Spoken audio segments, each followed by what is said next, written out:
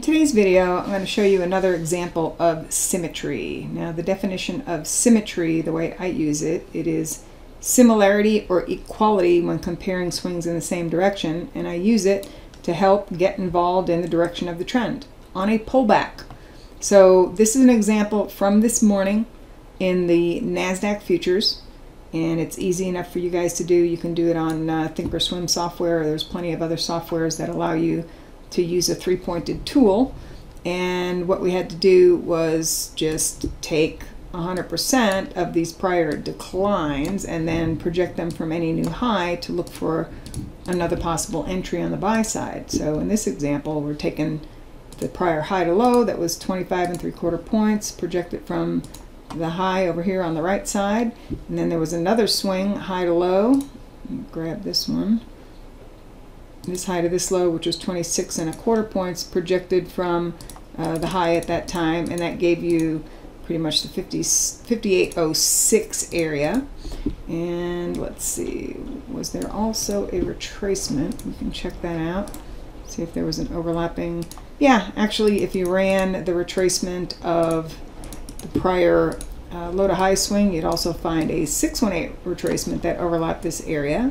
And we could probably also run an extension of this low to high. Actually, that's beyond symmetry, but I just like to have confirmation. So yeah, there was also an extension that came in a little bit underneath here.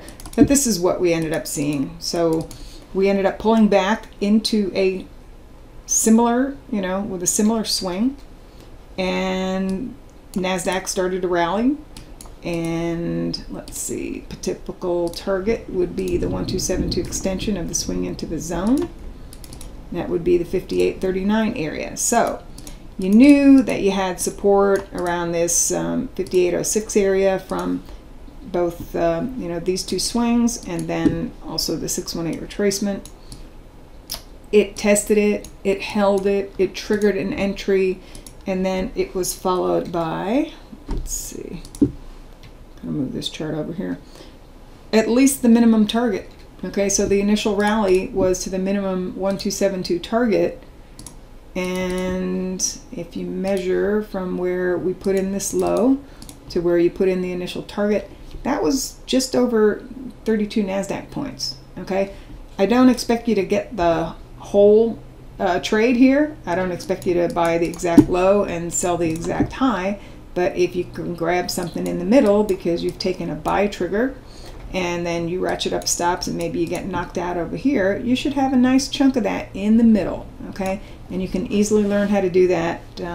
We will be going over that quite a bit in the class this weekend.